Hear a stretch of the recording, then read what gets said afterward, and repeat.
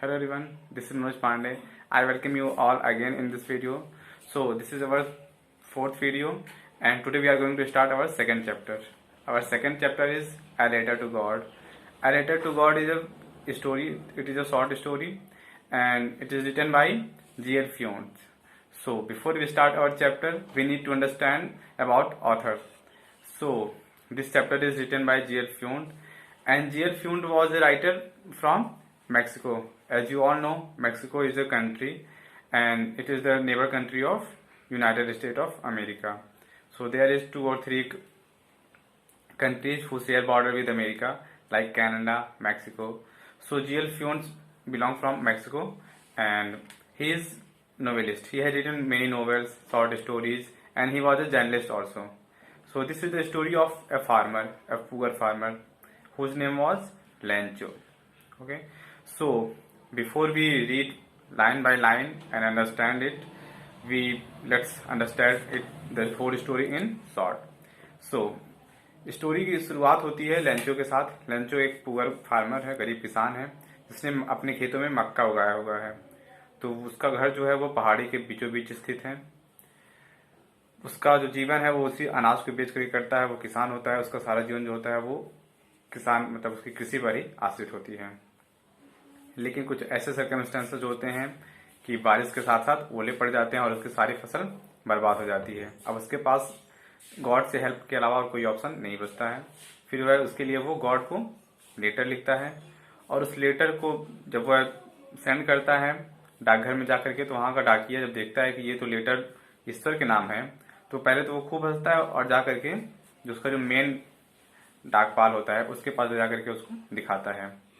तो उसका जो हेड होता है डाकघर का, वह भी स्टार्टिंग में हंसता है बट बाद में उसको रियलाइज होता है कि इसमें काफी ज्यादा फेथ है ईश्वर के प्रति. तो वह सोचता है क्यों ना इसके फेथ को बनाया जाए, इसके जो ईश्वर के प्रति उसकी जो आस्था है उसको बरकरार रखा जाए. तो इसीलिए वह उस पत्र का जवाब देने का निश्चय करता है. लेकिन जब वह पत्र खोलता है तो उसको पता चलता है कि उसको केवल जवाब देने से ही उसका जो आस्था है ईश्वर में लेंचो का बना नहीं रह सकता, बल्कि उसको पैसों की भी जरूरत है. फिर डाकिया वो बाकी जो उसके स्टाफ मेंबर्स होते हैं उन सबसे चंदा लेता है, अपनी सैलरी का भी कुछ पार्ट देता है और अपने फ्रेंड से भी वो बात करता है कि एक पुअर फार्मर है और इस तरीके की इंसिडेंट है, उसने गॉड के लिए एक पत्र लिखा है, उसको पैसों की जरूरत है, तो अगर आप कुछ कंट्रीब्यूट कर पाओ तो बहुत अच्छा होगा. तो उसके फ्रेंड भी कुछ हेल्प करते हैं. लेकिन इतनी ज्यादा हेल्प के बावजूद उसका जो जितनी उसकी जरूरत होती है 100 पैसों की, उतना पैसे इकट्ठे नहीं हो पाते हैं. केवल 70 पैसे इकट्ठे हो पाते हैं. तो वो डाकिया लेटर बॉक्स में पैसे डाल करके और एक पेपर पे गॉड यानी गॉड का सिग्नेचर करके डाल देता है ताकि लेंचो को जब पैसे और पत्र मिले तो उसको पता चल जाए कि हाँ ये जो पत्र है वो गॉड ने भेजा है. तो अगले रविवार को, जैसे अगला रविवार आता है, सुबह सुबह लेंचो डाकघर पे पहुंच जाता है. वह वेट भी नहीं करता है कि डाकिया खुद लेकर के आए पत्र उसके घर पर, क्योंकि उसको बहुत जरूरत होती है, नीड होती है पैसों की. तो वह खुद ही डाकघर पहुंच जाता है और पूछता है कि क्या मेरे लिए कोई पत्र आया है. तो डाकिया उसको खुद वो पत्र थमाता है कि हाँ आपके लिए एक पत्र आया है. और ये जो सारा इंसिडेंट होता है वह मेन जो हेड होता है उस डाकघर का, वो उन सारे इंसिडेंट को देख रहा होता है. तो और उसको बहुत खुशी हो रही होती है कि हाँ उसने किसी की हेल्प की.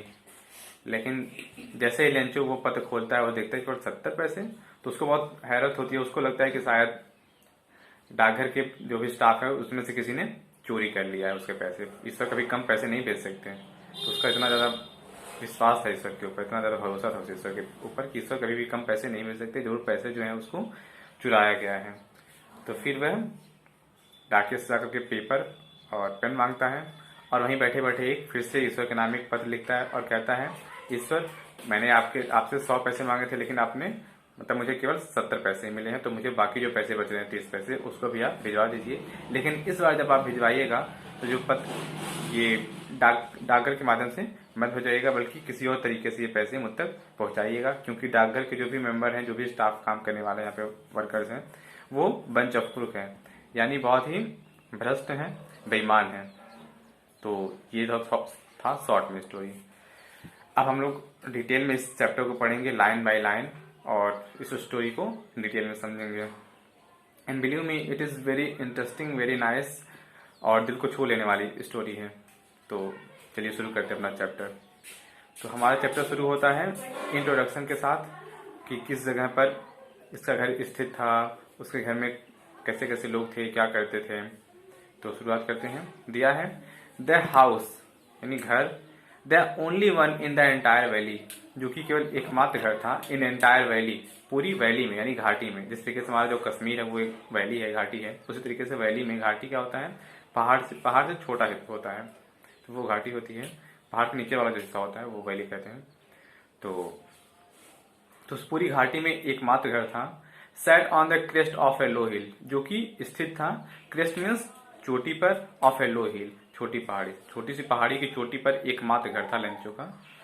फ्रॉम हिज हाइट, उसकी ऊंचाई से, वन कुड सी, कोई भी व्यक्ति देख सकता था, द रिवर, नदियों को, एंड द फील्ड, खेतों को, एंड द राइप कॉर्न, पके हुए मक्के को, dotted with the flowers, dotted जो कि फ्लावर फूलों से भरे हुए थे। दैट ऑलवेज प्रोमिस्ड, जो कि उसको दिलासा दे रहे थे, ए गुड हार्वेस्ट, एक अच्छी फसल का, जो कि उम्मीद दिला रहे थे कि हाँ अगर इतने अच्छे फूल आए हुए हैं तो अच्छी फसल भी होगी। द ओनली थिंग, केवल एकमात्र चीज, द अर्थ नीडेड, पृथ्वी को जरूरत थी, वॉज ए डाउन पावर, एक मूसलाधार बारिश की। धरती को यानी उन फसल को केवल मूसलाधार बारिश की आवश्यकता थी।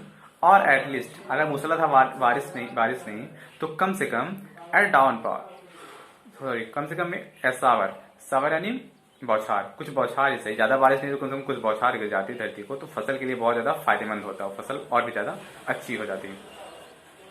थ्रू आउट द मॉर्निंग, सुबह से ही, Lencho, who knew his field intimately, had done nothing else but seen the sky toward the north east, वह क्या करता रहा सुबह से ही शाम तक, लगभग शाम तक लेंचो ने कुछ नहीं किया, वो कल बारिश आसमान की तरफ देखता रहा, उस उम्मीद में कि शायद बारिश हो जाए तो मेरे फसल को फायदा हो जाए। उसने कुछ नहीं किया सुबह से, उसने केवल ऊपर टकटकी लगाए रखी, आसमान की तरफ टकटकी लगाए रखी, दृष्टि बनाए रखी कि शायद बादल दिख जाए, शायद बारिश हो जाए, इस उम्मीद के साथ।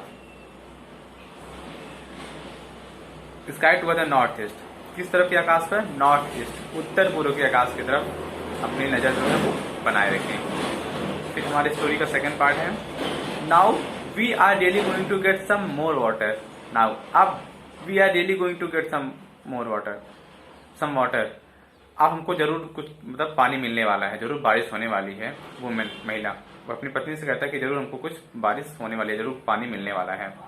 द वुमेन, वह महिला, who was preparing supper, replied, जो कि भोजन पका रही थी, जो कि खाना बना रही थी, रिप्लाइड, वो उत्तर देती है, यस, हाँ, गॉड्स विलिंग, अगर ईश्वर ने चाहा तो, अगर ईश्वर ने चाहा तो बारिश जरूर होगी। The older boys were working in the field, तो उस किसान के जितने जो बड़े पुत्र थे, जो बड़े लड़के थे, अब कितने उसके एग्जैक्ट नंबर्स थे उसके सन्स के, पुत्रों के, वो इसमें मेंशन नहीं, उस बुक में मेंशन नहीं है, लेकिन क्योंकि प्लूरल फॉर्म में है, बॉयज दिया है, तो इसका मतलब है कि एक से अधिक ही रहे होंगे बड़े बच्चे। तो वो क्या कर रहे थे, वर्किंग इन द फील्ड, वो खेतों में काम कर रहे थे। व्हाइल द स्मॉलर, जबकि जो छोटा थे, ones were playing near the house, वे क्या कर रहे थे, वो घरों के नजदीक खेल रहे थे, वो घर के नजदीक खेल रहे थे। Until the women call to them all, जब तक कि उस महिला ने उन सभी को नहीं बुला लिया, जो बच्चे खेत में काम कर रहे थे उनको भी, और जो खेल रहे थे घर के नजदीक ही उनको भी, तब तक वो लोग अपना अपना काम करते रहे, खेलने वाले खेलते रहे और काम करने वाले काम करते रहे। कम फॉर डिनर, आज डिनर के लिए आ जाइए, रात्रि के भोजन के लिए आ जाइए। It was during the meal, यह भी भोजन की समय था, भोजन की अवधि थी, अभी भोजन लोग कर ही रहे थे। दैट की, just as Lencho had predicted, जैसा कि लेंचो ने प्रेडिक्ट किया था, अंदाजा लगाया था, अनुमान किया था, बिग ड्रॉप्स, बड़ी बड़ी बूंदें, ऑफ रेन, बारिश की, बिगेन टू फॉल, फॉल मतलब गिरना शुरू हो गई। जैसा कि लेंचो को पहले ही प्रेडिक्ट हो गया था, अंदाजा लग गया था, उसने अनुमान लगा लिया था कि बारिश होने वाली है, तो जब भी भोजन ही लोग कर रहे थे कि तब तक बरसात शुरू हो गई। और क्योंकि जिन किसानों को केवल बारिश के भरोसे ही अपनी कृषि करनी पड़ती है, उनको इस बात का अंदाजा कहीं ना कहीं हो जाता है कि कब बारिश होने वाली है या नहीं होने वाली है। तो लेंचो को पहले ही अंदाजा इस बात का लग चुका था कि आज बारिश होगी ही होगी, और अभी भोजन कर ही रहे थे, डिनर कर ही रहे थे, तब बूंदें गिरने लगती हैं। इन द नॉर्थ ईस्ट, उत्तर पूर्व से, ह्यूज माउंटेन्स ऑफ क्लाउड्स, बादलों के बड़े बड़े पहाड़, बादलों के बड़े बड़े पहाड़ इन द सेंस की पहाड़ जैसे बादल, बड़े बड़े साइज में बादल, कुड बी सीन अप्रोचिंग, देखे जा सकते थे। The air was fresh and sweet, और जो हवा थी वो ताजी और मधुर थी, मधुर बह रही थी। The man went out for no other reason, जो आदमी था यानी लेंचो था, वेंट आउट वह बाहर आया, फॉर नो अदर रीजन किसी और कारण से नहीं, than to have the pleasure केवल किस लिए आया बाहर, टू हैव द प्लीजर उस संतुष्टि को महसूस करने के लिए, ऑफ फीलिंग द रेन बारिश, ठीक है, उस बारिश को महसूस करने के लिए, उस संतुष्टि को महसूस करने के लिए, the rain on his body अपने शरीर पर, and when he return he exclaim, तो वह बाहर सिर्फ आया कि वो बारिश की बूंदों को अपनी बॉडी पर गिरते हुए खुद को महसूस कर सके। And when return he exclaim, और जब वापस लौटा तो वो बहुत ज्यादा वापस भीतर गया, अंदर गया, तो वो बहुत ज्यादा उत्साहित था, बहुत ज्यादा प्रसन्न था, क्योंकि उसको बहुत ज्यादा बारिश का इंतजार थी और बारिश उसके लिए बहुत ज्यादा फायदेमंद था, उसके फसलों को पानी की जरूरत थी, तो वो बहुत ज्यादा खुश था, क्योंकि उसका पूरा जीवन उसी कृषि से ही जुड़ा हुआ था। कोई भी अगर लेंचो की जगह पर होता तो उसके मन में यही सारी भावनाएं चल रही होती। फिर थर्ड पार्ट है, these are not rain drops falling from the sky, they are new coins. फिर लेंचो अपने पुत्रों से और पत्नी से कहता है कि these are not rain drops, ये बारिश की बूंदें नहीं हैं जो कि फॉल कर रही हैं, जो गिर रही हैं आसमान से, वो बारिश की बूंदें नहीं हैं। दे आर न्यू कॉइन्स, ये नए सिक्के हैं। The big drops are 10 cent pieces and little ones are 5, तो जो बड़ी बड़ी बूंदें हैं वो 10 सेंट हैं और जो छोटी बूंदें हैं वो 5 सेंट हैं। चौथा पार्ट है, with a satisfied expression he regarded the field of ripe corn with its flower dabbed in a certain of rain।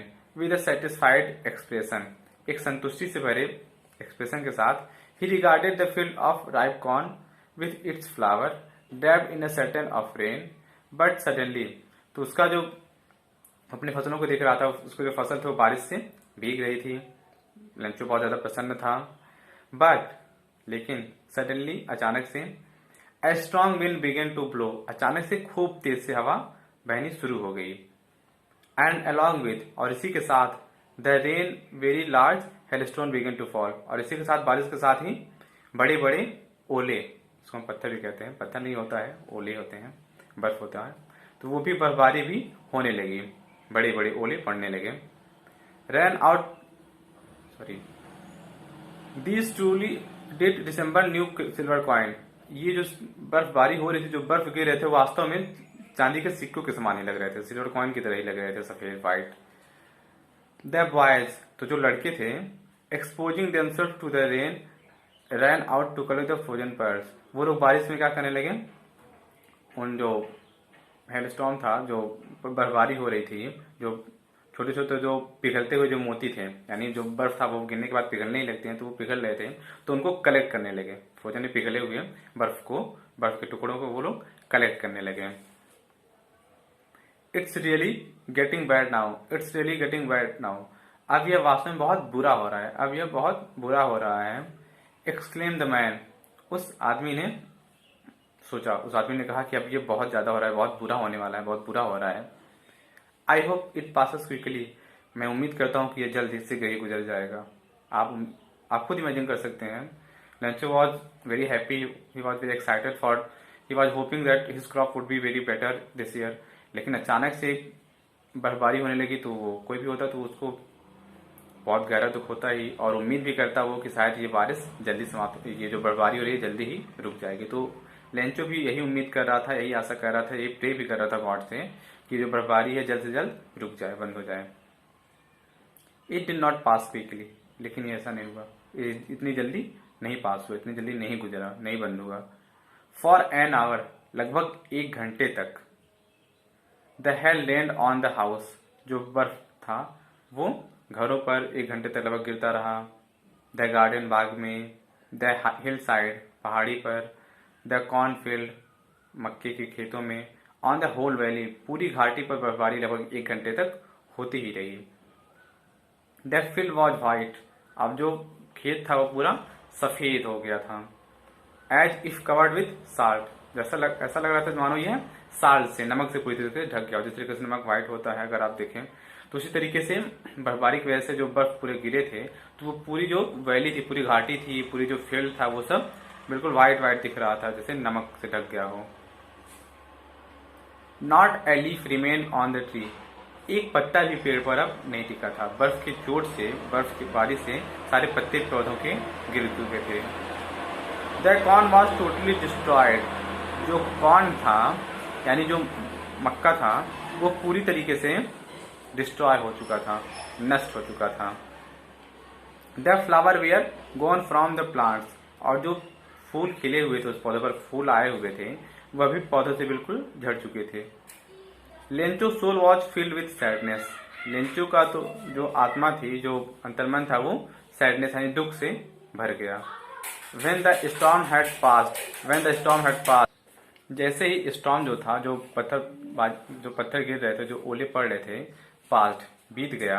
He stood in the middle of the field. वह फील्ड के बीचों बीच खड़ा हो गया। And said to his sons. और अपने पुत्रों से कहा ए प्लॉग ऑफ लोक्टस यानी जो टिड्डियों का जो दल होता है, जो झुंड होता है, have left more than this. अगर उनका भी आक्रमण हमारे खेतों पर हुआ होता तो वो लोग भी इससे ज्यादा कहीं छोड़ी होती, इतना नुकसान नहीं की होती। आप लोगों को पता होगा, आप लोगों ने सुना होगा और अपने बुक्स में भी पढ़ा होगा कि टिड्डियों का जो दल होता है वो जब आसमान से गुजरती है तो वो सूर्य का जो संदेश होते हैं, जो सूर्य की जो किरणें होती हैं, वो भी धरती पर नहीं पड़ने पाती। इतनी बड़ी संख्या में गुजरती हैं, तो वो जहां से भी गुजरती हैं, जिस भी खेत में जाती हैं, वो फसल को पूरी तरीके से नष्ट कर देती हैं, पूरी तरीके से बर्बाद कर देती हैं।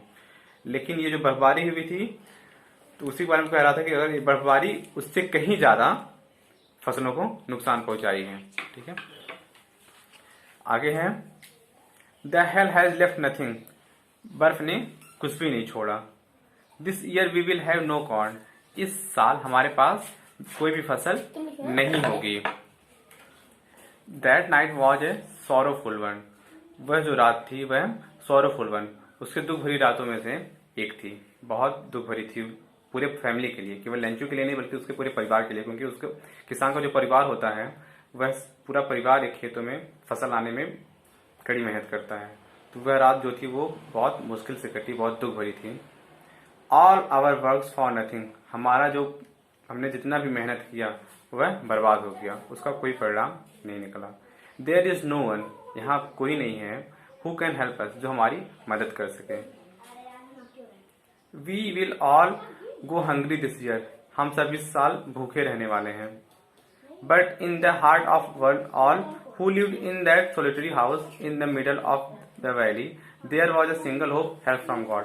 But in the heart of all, लेकिन उन सभी के हृदय में, हु लिव्ड जो रहते थे, इन दैट सोलिटरी हाउस उस इकलौते घर में, एकमात्र घर में, in the middle of the valley घाटी के बीचों बीच, there was a single hope. उन सभी के हृदय में केवल एक सिंगल होप था, केवल एक उम्मीद थी, हेल्प फ्रॉम गॉड, ईश्वर से मदद की। Don't be so upset. परेशान मत हो। Even though this seems like a total loss. भले ही लग रहा है कि पूरी तरह तबाही हो गई है, पूरी तरह बर्बाद हो चुका है, कुछ भी अब बचा नहीं है। रिमेंबर, याद रखो, no one dies of hunger. भूख से कोई भी नहीं मरता। That is what that say no one dies of hunger. ऐसा ही लोग कहते हैं कि भूख से कोई भी नहीं मरता। ऑल थ्रू द नाइट, पूरी रात। Lencho thought only of his one hope. Lencho अपने एकमात्र उम्मीद के बारे में सोचता रहा। उस रात, पूरी रात भर लेंचो केवल एकमात्र उम्मीद के बारे में यानी ईश्वर से मदद के बारे में सोचता रहा कि अब केवल ईश्वर ही मेरी मदद कर सकता है। हुज आइज, जिसकी आंखें, as he had been instructed, जैसा कि उसको बचपन से ही बताया गया था, उसको इंस्ट्रक्ट किया गया था। हम सभी को बचपन से बताया जाता है कि ईश्वर सब कुछ देखता है, वही अगर कोई गलत करता है तो उसका दंड उसको देता है। तो ये सारी बातें हम सबको कहीं ना कहीं बचपन से ट्रेन किया जाता है, इंस्ट्रक्ट किया जाता है। तो लेंचो के साथ भी यही हुआ था। तो लेंचो को भी बताया गया था कि ईश्वर किसी को भी भूख से मरने नहीं देता है और ईश्वर ही सब करता धरता है। तो उसी के बारे में लेंचो सोचता रहता है कि अब केवल ईश्वर ही उसकी लेंचो की मदद कर सकते हैं। तो वो उनसे हेल्प के बारे में सोचता है कि अब ईश्वर ही मदद करेंगे। See everything, even what is deep in one's conscience। तो दिया है, लेंचो को बचपन से बताया जाता है कि ईश्वर जो होता है वो सब कुछ जानता है, सब कुछ देखता है, और वह भी देखता है जो किसी के अंतर्मन में चल रहा है, जो किसी के मन में चल रहा है, उसको भी ईश्वर भली बात जानता है। हम किसी के मन की बात को नहीं समझ सकते, लेकिन ईश्वर जो होता है वो अपने बच्चों के यानी हर किसी के हृदय में क्या चल रहा है, मन में क्या चल रहा है, अंतःकरण में क्या चल रहा है, इसकी जानकारी भी ईश्वर को होती है। आगे दिया है Lencho was an ox of a man. Lencho जो था वो इंसान के रूप में एक बैल था। अब इसका मतलब क्या हुआ? Lencho was an ox of a man, यानी एक बैल की तरह वो काम करता था। यहाँ पे उसके हार्डवर्क की तुलना की जाएगी। जिस तरीके से बैल जो होता है आजकल तो नहीं इस तरह दिखने में आता है, लेकिन पहले बैल ही खेतों में काम किया करते थे, जुताई खास करके। तो इसीलिए यहाँ पे तुलना किया गया है कि लेंचो जो था वो जानवर की तरह हार्डवर्क किया करता था खेतों में। आगे दिया है वर्किंग लाइक एन एनिमल, जानवरों की तरह वर्क करता था इन द फील्ड्स, खेतों में। बट स्टिल ही न्यू, लेकिन फिर भी वह जानता था हाउ टू राइट, कि लिखना कैसे है। वह किसान था, खेतों में दिन भर काम करता था, लेकिन वो इतना ज्यादा वो पढ़ा लिखा, मतलब थोड़ा बहुत पढ़ा लिखा था कि वह लिखना पढ़ना एटलीस्ट लेटर वो जान सके, लिख सके। द फॉलोइंग संडे, अगले रविवार को, एट डे ब्रेक, जैसे ही सुबह हुई, अगले रविवार को सुबह सुबह, ही बिगन टू राइट, उसने लिखना शुरू कर दिया। Letter which he himself would carry to town and place in the mail, जिसको वह खुद कैरी करके ले जाता शहर में, टाउन में यानी कस्बे में जहां पर डाकघर स्थित था, and place in the mail, और मेल में डालता। It was nothing less than a letter to God, यह कुछ और नहीं बल्कि ईश्वर के नाम एक पत्र था। गॉड, ईश्वर, ही रोट, उसने लिखा, ईश्वर, if you don't help me my family and I will go hungry this year, अगर आपने मेरी और मेरे परिवार की मदद नहीं की इस साल, तो मैं इस साल भूखा ही रहने वाला हूँ, भूखा ही रहूंगा। I need 100 pesos in order to sow my field again and to live until the crop comes because the hailstorm। उसने पत्र में आगे लिखा कि आई नीड 100 pesos, मुझे 100 पैसों की जरूरत है। इन ऑर्डर टू सो, किस लिए? खेत को बोने के लिए, दोबारा से खेत को बोने के लिए। एंड, और, टू लिव अंटिल, और तब तक जीवित रहने के लिए, तब तक अपना जीविका चलाने के लिए। अंटिल द क्रॉप्स कम, जब तक फसल आने जाते अगले साल, अगले वर्ष। बिकॉज हेलस्टोन, पत्थर की वजह से मेरे जो फसल है वो बर्बाद हो चुका है। तो इस तरीके से उसने जो पूरी स्टोरी थी उसने ईश्वर को बताई कि मुझे पैसों की जरूरत है और आप पैसे देंगे तो उसी पैसे से मैं दोबारा से फसल उगाऊंगा और मेरे परिवार का मतलब वहन क्या होगा इस पैसे से। आगे दिया है ही रोट टू गॉड, उसने लिखा ईश्वर के नाम, ईश्वर के लिए। ऑन द एनवेलप, लिफाफे पे। लिफाफे पे आप लोग को पता होगा, लिफाफे पे हम लोग अगर कोई लेटर लिख रहे हैं तो लिफाफे पे एड्रेस दिया जाता है जहां पर हमको वो लेटर सेंड करना होता है। तो वहां एड्रेस की जगह पर लंचो ने ईश्वर के नाम लिखा, मतलब ईश्वर के नाम, ताकि डाकिया को पता चले कि ये पत्र ईश्वर के पास पहुंचानी है। आगे दिया है on the envelope put the letter inside, और उस लिफाफे में लेटर को डालता है। एंड स्टिल ट्रबल्ड, और परेशान रहता है अभी भी। वेंट टू टाउन, परेशान होकर के बेचारा शहर की तरफ जाता है। Eight the post office, post office पर ही प्लेस्ड ए स्टैम्प, वह उस पर एक स्टैम्प चिपकाता है उस पर। ऑन द लेटर, पत्र पर। And dropped it into the mail box, और उसको मेल बॉक्स में डाल देता है, लेटर बॉक्स में उसको डाल देता है उस लेटर को। वन ऑफ द एम्प्लॉयज, उनमें से एक employee, who was a postman, जो कि पोस्टमैन था, डाकिया था। And also help at the post office, और पोस्ट ऑफिस पर हेल्प भी किया करता था, मदद किया करता था। Went to his boss laughing heartily, वह जब उस पत्र को देखता है कि उस पर पत्र प्राप्त करने वाले की जगह पर ईश्वर का नाम लिखा हुआ है, तो वह उस पत्र को उठाता है, खुद हंसता है और हंसते हुए अपने बॉस के पास जाता है। And showed him the letter to God, और वह जो पत्र ईश्वर के नाम लिखा गया होता है उसको अपने बॉस को दिखाता है। When never in his career, अपने कैरियर में as a postman had you know that address, उसने अपने कैरियर में वह उसने कभी भी यह एड्रेस नहीं सुना था, यानी ईश्वर कहाँ रहते हैं उसका एड्रेस, ईश्वर का एड्रेस उसने कभी आज तक अपने पूरे कैरियर में नहीं सुना था, नहीं देखा था। द पोस्ट मास्टर, तो जो पोस्ट मास्टर था, जो बॉस था उन मतलब उस ऑफिस का, तो वो एक मोटा फैट, एक मोटा एमेबल फेलो, एक हंसमुख स्वभाव का आदमी था। ऑल्सो ब्रोक आउट लाफिंग, उसने भी हंसना शुरू कर दिया जब उसने देखा वहां पे ईश्वर का नाम लिखा हुआ। बट ऑलमोस्ट इमीडिएटली, लेकिन तुरंत ही, लेकिन ऑलमोस्ट इमीडिएटली नहीं, तुरंत ही, ही टर्न सीरियस, वह सीरियस हो गया, गंभीर हो गया। एंड टैपिंग द लेटर, और जो लेटर था उसने टैप किया डेस्क पे, उसने मतलब डेस्क पर ऐसे मतलब मारा, मतलब रखा। ऑन हिज डेस्क कमेंटेड, और बोला, क्या बोला, नेक्स्ट देखते हैं आगे। वॉट फेथ, वॉट फेथ यानी क्या भरोसा है। आई विश, मैं आशा करता हूँ, मैं उम्मीद करता हूँ, मैं सोचता हूँ।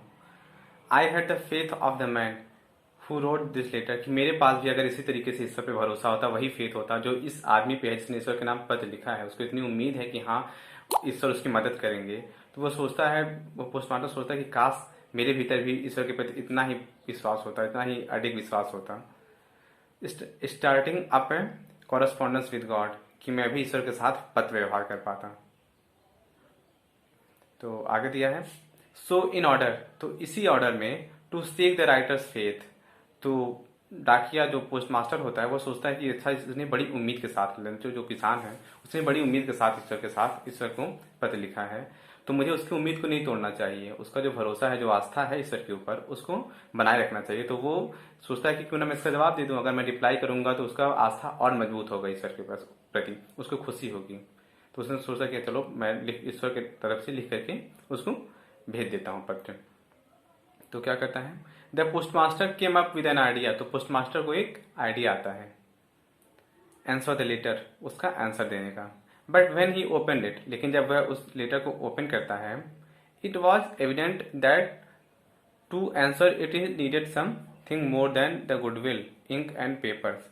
तो जब वह उस लेटर को पढ़ता है तब उसको जाकर के उसको अंदाजा होता है, इस बात का एहसास होता है कि उसको उसके आस्था को बनाए रखने के लिए, लेंचो की आस्था को बनाए रखने के लिए उसको केवल अच्छी इच्छा, मतलब उसकी मदद करने की इच्छा, स्याही और पेपर की जरूरत नहीं है, बल्कि उससे कहीं ज्यादा की जरूरत है, यानी उसको पैसों की जरूरत है, क्योंकि लेटर में उसने पैसे मांगे थे ईश्वर से।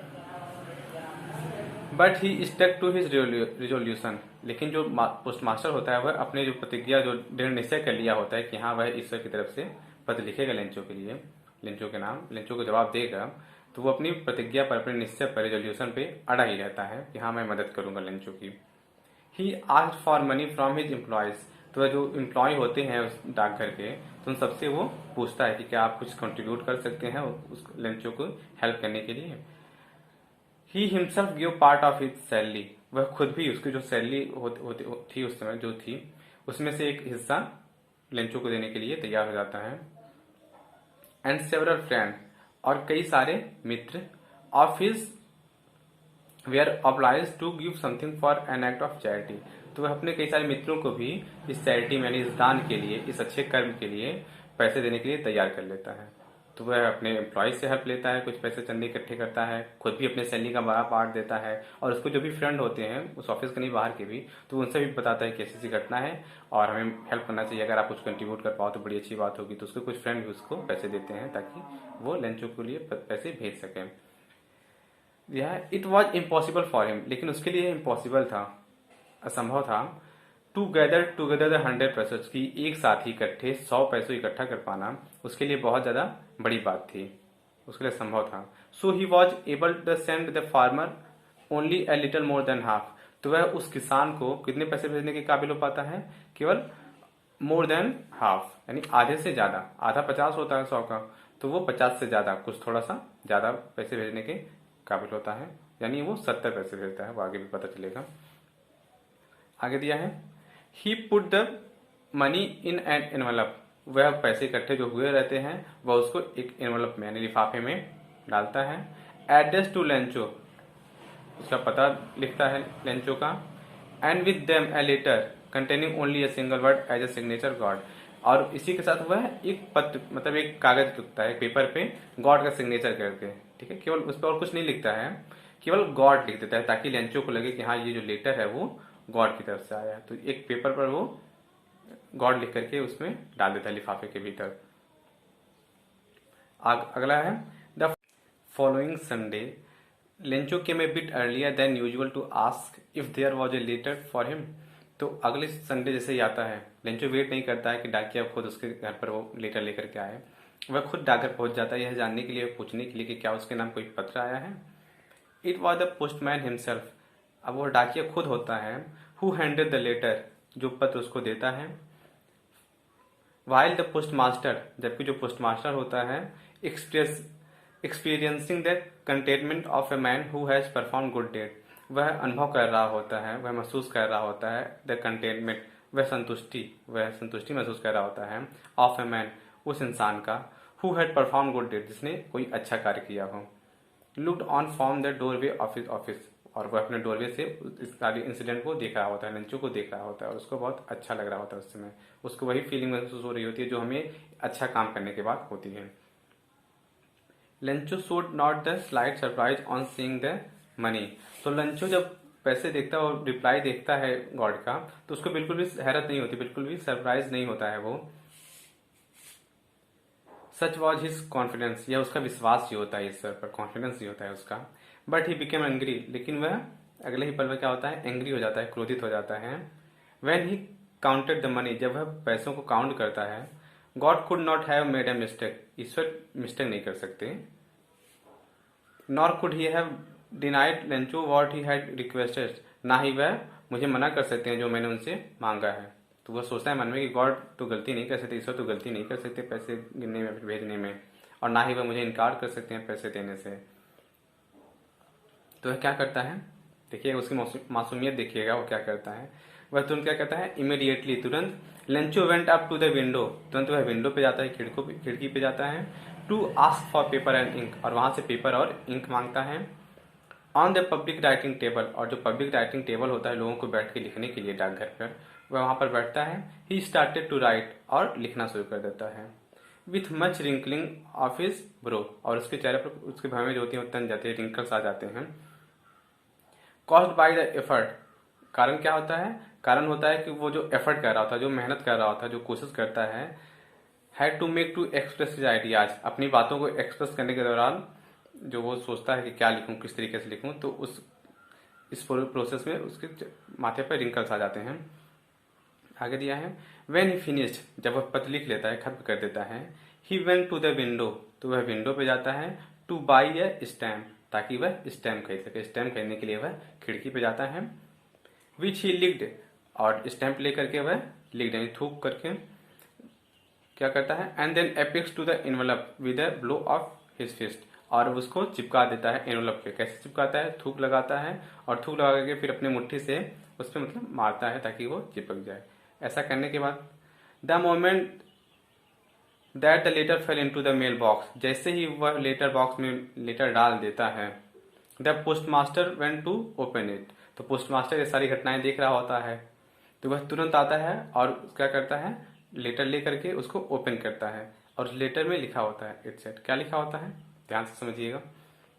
God, Ishwar, of the money that I asked for, जो पैसे मैंने आपसे मांगे थे, ओनली 17 पैसोस रीच्ड मी, केवल 70 पैसे ही मुझ तक पहुंचे। सेंड मी द रेस्ट, मुझे बाकी पैसे भेज दीजिए। Since I need it very much, क्योंकि मुझे इसकी बहुत जरूरत है। But don't send it to me through the email, लेकिन मुझे मेल से मत भेजिएगा, मुझे डाक के जरिए मत भेजिएगा। बिकॉज, क्योंकि द पोस्ट ऑफिस एम्प्लॉयज, क्योंकि ये जो पोस्ट ऑफिस है उसके employees are a bunch of crooks, वे बहुत ज्यादा बेईमान हैं। लेंचो, नीचे वह लेंचो लिखता है। तो यहीं पर आपकी स्टोरी खत्म हो जाती है। तो आई होप कि आप लोगों को स्टोरी भी समझ में आई हो और कहानी भी पसंद आई हो। मुझे पर्सनली ये स्टोरी बहुत ज़्यादा पसंद है, क्योंकि इस स्टोरी में एक फेथ देखने को मिलता है, ईश्वर के प्रति एक भरोसा देखने को मिलता है, और एक मासूम से इंसान की भी कहानी है। तो स्टोरी आपको अच्छी लगी होगी। हम मिलेंगे अपने नेक्स्ट क्लास में एक्सरसाइज के साथ। जिस तरीके से हमने पहले फर्स्ट चैप्टर फिनिश किया, फिर उसके एक्सरसाइज को भी देखा, तो अब आज हमने क्योंकि सेकंड चैप्टर फिनिश कर दिया है, तो नेक्स्ट अपने वीडियो में हम इसके भी कुछ एक्सरसाइजेस को करते चलेंगे, ताकि स्टोरी को हम और अच्छे तरीके से समझ सकें और हमारे एग्जामिनेशन की भी कुछ तैयारी हो सके। तो इसी उम्मीद के साथ हम मिलेंगे अपने नेक्स्ट वीडियो में। तब तक के लिए धन्यवाद। घर पे रहिए, सुरक्षित रहिए और पढ़ते रहिए। Thank you.